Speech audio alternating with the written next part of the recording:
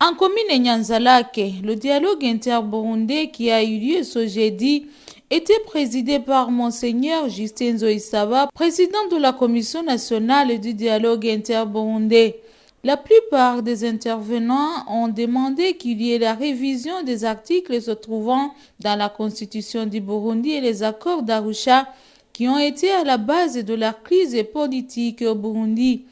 Au moment où il y a ceux qui ont suggéré la suppression des accords d'Arusha, les autres ont plutôt demandé que ces accords d'Arusha puissent être respectés car ils ont beaucoup contribué dans la consolidation de la paix et la démocratie au Burundi.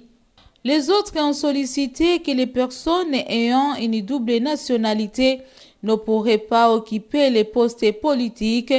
À cette suggestion, il y a aussi ceux qui ont suggéré avoir une double nationalité ne signifie pas qu'on ne peut pas être confié des postes politiques lorsqu'on est élu par le peuple.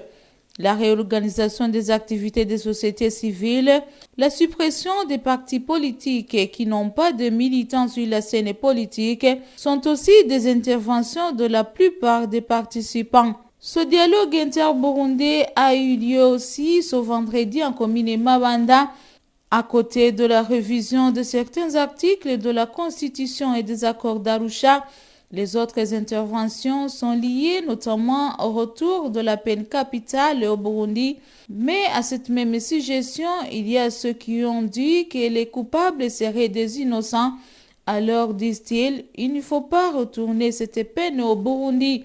Les autres ont dit que les présidents qui ont été élus, ce sont ceux qui ont le droit de siéger à la Chambre haute du Parlement, sans ignorer la mise en place d'une politique réduisant le chômage au Burundi.